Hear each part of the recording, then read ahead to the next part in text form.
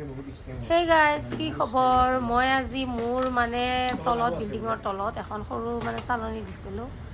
এই ইয়াতে আম গছডাল মানে ভাঙি পৰিল, ধানিটো আৰু চালনীখনে এইখন চালনী। তাতে কচু আছে, ভাত কেৰেলা আছে, তাৰ পৰাই মানে লাওৰ আগ কেইডালমান কাটি আনি এয়া কঁঠালৰ গুটি দালিৰে খাৰ দিলোঁ আৰু এয়া মাছ আৰু লাওৰ আগ আৰু আলু কাটি কেনে এয়া মাছৰ তৰকাৰী এখন বনালোঁ। ইয়াতে মাছখিনি বনাম শুকানকৈ। মই মানে মৰিগাঁৱত যাওঁতে এনেকুৱা এখন তৰকাৰী ইমান টেষ্টি, আপোনালোকে এনেকৈ বনাবচোন। একদম পানী দি সিজালে লাষ্টত একদম শুকান কৰি ৰাখি দিম, খাই মানে বহুতেই ভাল লাগিছিলে।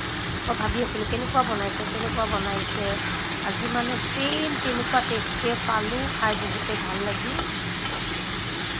পূৰা ভুনি লৈ অলপ পানী দিম, তাৰপিছত তাৰ পৰা শুকান কৰি দিম, বহুতেই ভাল লাগিব গাইজ। আপোনালোকেও খাই চাব। ইমান গৰম গাইজ, আপোনালোকৰ কেনেকুৱা লাগিছে? পাকঘৰটোততো থাকি গৰমত একে থাকিবই নোৱাৰা হৈ যাওঁ, ইমান পাকঘৰটো গৰম। আৰু ইয়াত আম জ্বলা দি সানি ল'লোঁ গাইজ। বাবা।